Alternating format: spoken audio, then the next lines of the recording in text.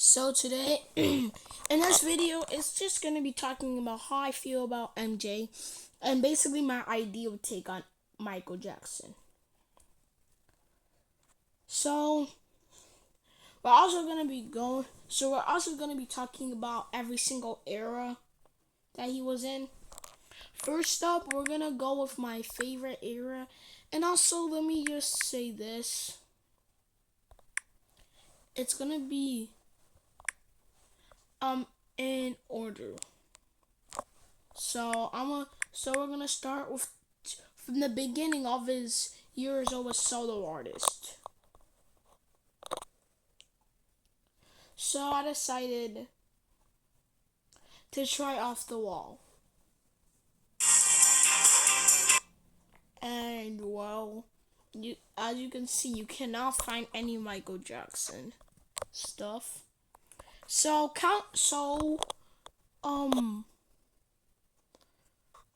I'm just gonna look up Off the Wall. Google should know what I'm talking about. Oh my god. So yes, basically Off the Wall is a studio was a studio album by Michael Jackson, and it was his work as a solo artist. Well, I mean, like he did go solo, but this was like the first time where he was solo and he had full creative control. And we got some bangers, which include "Don't Stop Till You Get Enough," "Rock with You," "Working Day and Night," "Got on the Floor," "Off the Wall," "I Can't Help It," "If You Want," "I Can't Help It," "She's Out of My Life," "It's the Falling of," "Burn This Disco Out." Again, the list goes on and on, like literally. But the underperformance of "Off the Wall," Michael Jackson was a perfectionist, so the underperformance of "Off the Wall" was not enough for him, which is when he made, Thriller. Now at the time, now he was black at the time, and at the time, white people wouldn't buy black albums and stuff. So so he made some bangers, which include "Wanna Be Starting Something," "The Baby Be Mine," "The Girl Is Mine," "Thriller," "Beat It," "Billie Jean," "Human Nature," "PYT," "The Lady in My Life." And then most of y'all would probably think that his lead single was "Billie Jean," "Beat It," or "Thriller."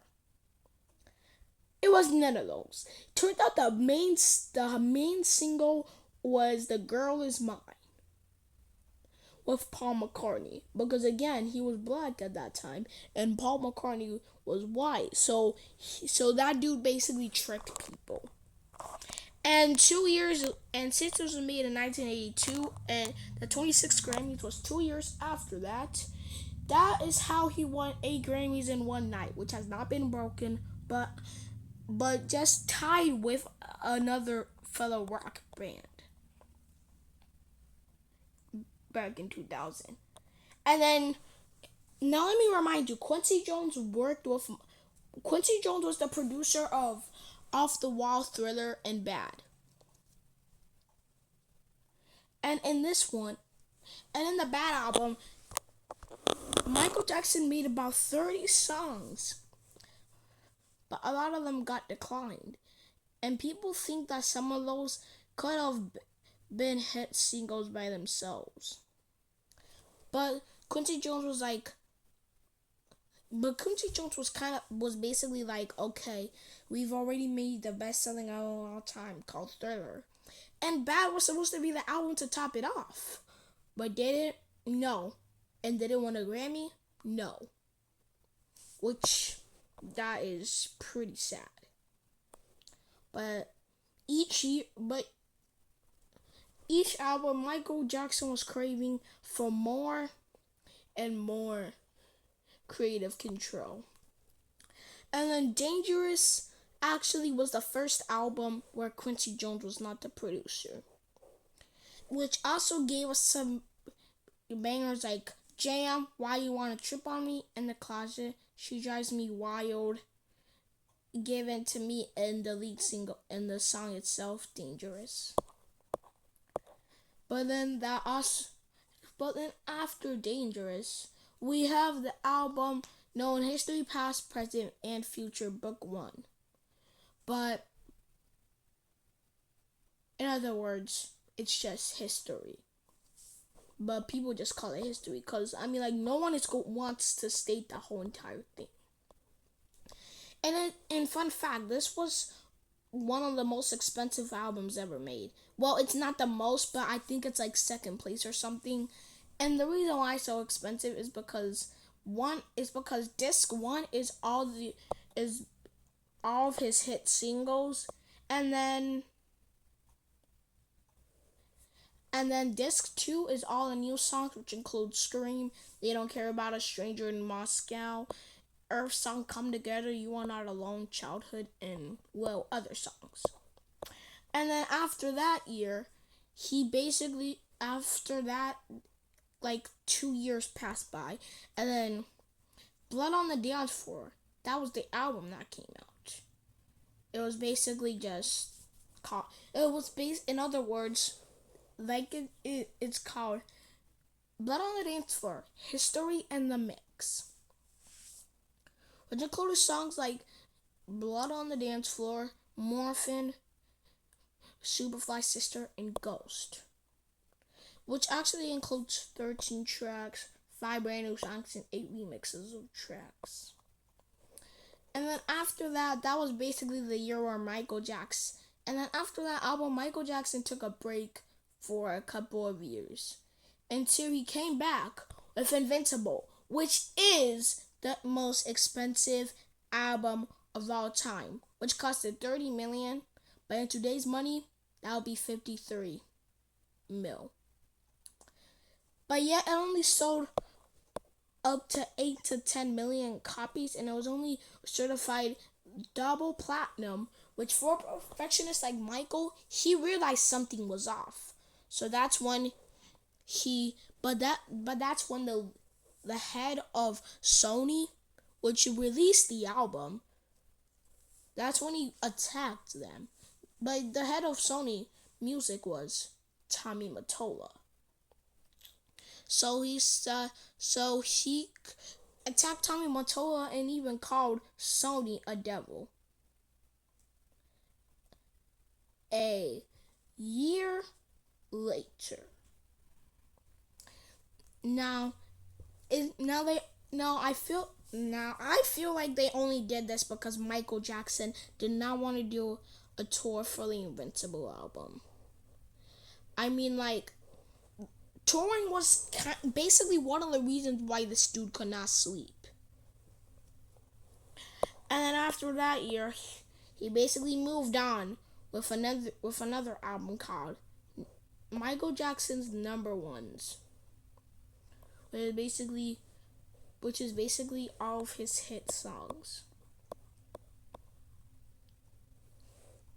And the Essentials, and then it was called the Essential Michael Jackson songs, which included songs from his life as a solo artist, and then his early years. Now, and it also included songs like Human Nature 7, Can You Feel It, 7th version. Now, 7, I cannot confirm, but I will say that 7 means there was like a 7th chord added.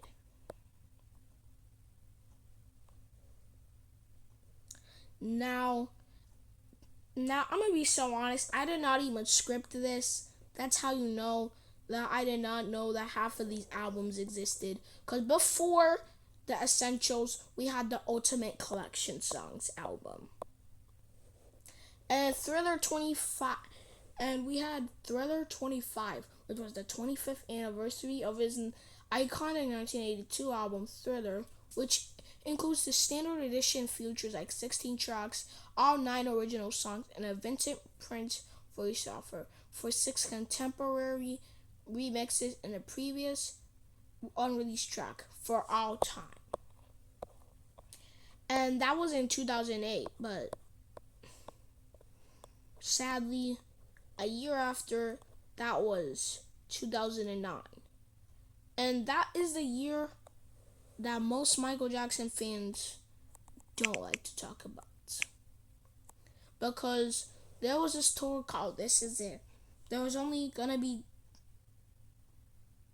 there were only 10 tour dates. But because of the demand, they didn't even ask Michael. They just increased it to 50.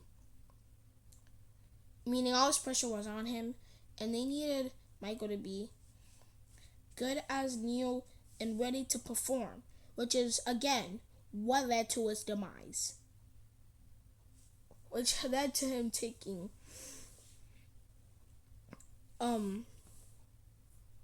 this anesthesia medicine called propofol, which is used for brain surgeries, not for insomnia. But that's how bad the dude's insomnia was, that he needed that medicine. Now, even when the man was, now he had a personal physician called Conrad Murray. He was a specialist, but he gave him propofol. He's, according to the man himself, he left for a few minutes to go use the restroom or something. When he came back, Michael was not responsive. Now this dude was doing CPR the wrong way with one hand on a soft surface. Now it was 11 that he realized. Now it was like 11 o'clock that he actually started CPR, and then it was 12:13 a.m. or so that he finally realized that they had to call 911. I genuinely feel like if they called 911 sooner, Michael probably could have been saved. He probably could have been with us. He probably could have done the tour. But then a year after his death was the year when they released an album called Michael. Okay, it's not surprised that it's thinking about the movie, since that is what is trending. So let me just classify.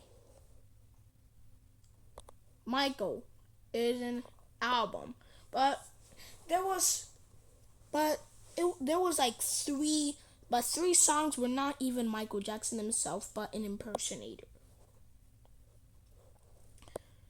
And those songs were removed off of streaming. And also, fun fact, 2009 was supposed to be the year where Off the Wall's 30th anniversary would have been celebrated. But let's see what happens when we search up Off the Wall 30.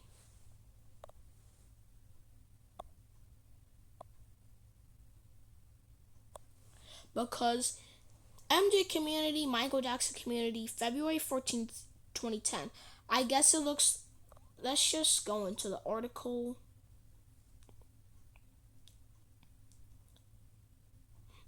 It's checking that I'm not a robot. That I'm not a robot.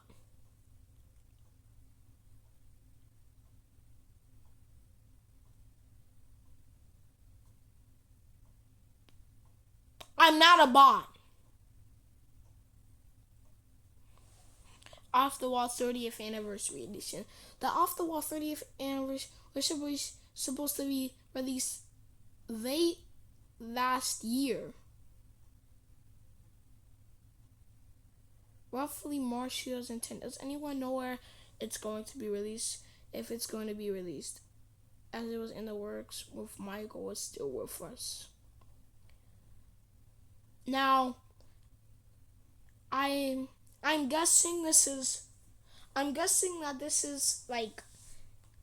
Now it turns out 2009 was supposed to be Off the Wall's 30th anniversary, but not knowing that that was the year that Michael Jackson died, he probably did not record any songs, or they probably wanted to focus on Michael and not the album.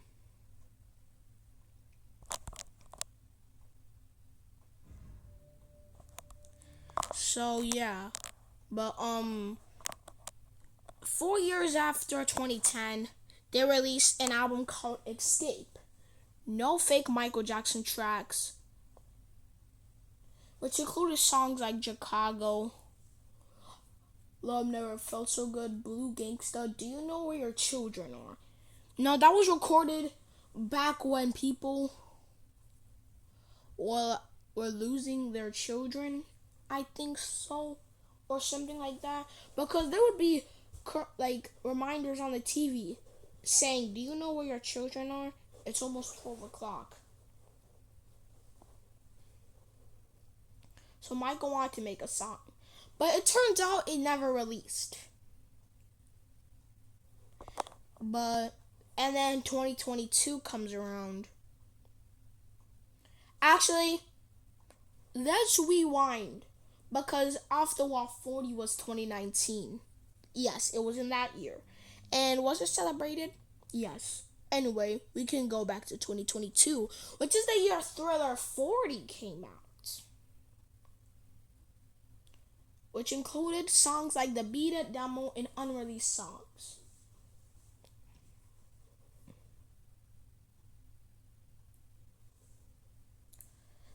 So, yep, that is the Michael. So, yep, that is Michael. So, yep, that is Michael Jackson's whole every single Michael Jackson era explained.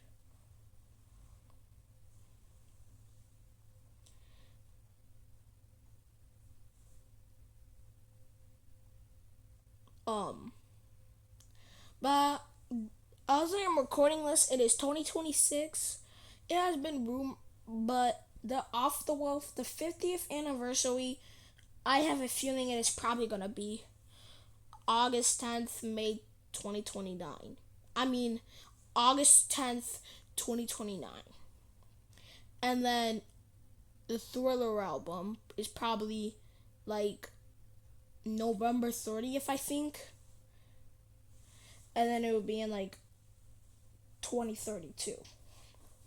So, yeah.